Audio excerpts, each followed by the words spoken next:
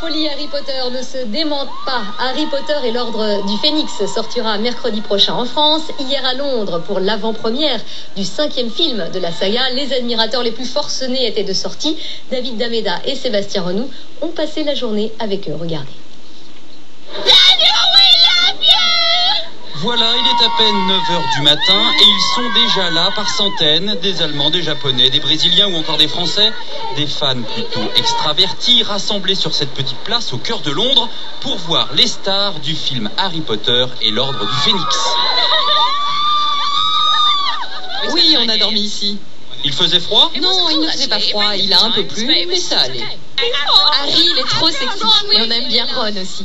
6 heures plus tard, installés derrière les grilles, aux avant-postes, leur énergie est intacte. Il y a toujours des qui redoublent évidemment lorsque sous une pluie battante, le trio magique fait son apparition. Daniel Radcliffe, Rupert Grint et la belle Emma Watson, suivis de près par l'auteur de la saga J.K. Rowling, la femme la plus riche de Grande-Bretagne, qui fait vivre à nouveau de terrifiantes aventures à son jeune héros. Une tempête arrive. Comme la dernière fois.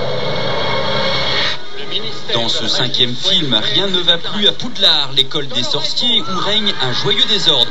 Mais il y a beaucoup plus grave, celui dont on ne doit pas dire le nom, le sorcier le plus redouté, l'effrayant, Voldemort, le chef des Mange-Morts. Ce puissant mage noir est de retour, et Harry Potter va devoir l'affronter. Regardez-moi!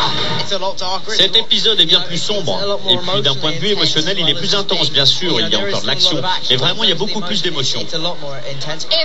On a l'impression que c'est beaucoup plus réel cette fois, beaucoup plus vrai, une sorte d'épisode réaliste si cela a un sens de dire ça.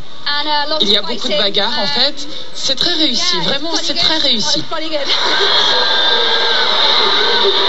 À l'idée de découvrir au cinéma Harry Potter et l'Ordre du Phénix, les fans sont au bord de l'évanouissement. Je vous laisse imaginer l'ambiance qu'il y aura dans toutes les librairies du monde le 21 juillet prochain.